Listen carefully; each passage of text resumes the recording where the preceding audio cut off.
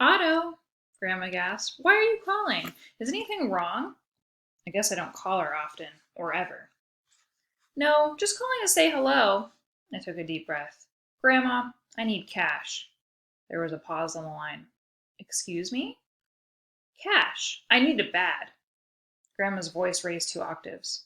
Otto, what's going on? Are you in trouble? Where is your mother?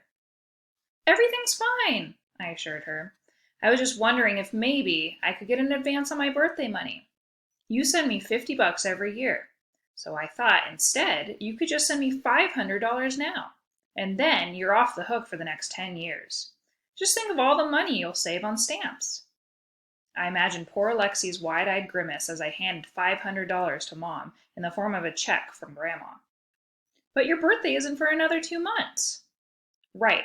So I'll tell you what, you can send me $499 now and $1 in 2 months. That sounds fair. But Grandma wasn't going for my plan at all. She insisted I put Mom on the phone. Mom ended up yelling at me and saying it was rude to ask for presents, and that I should be thankful Grandma gets me anything, and that I needed to earn money in a responsible way, or the challenge was over.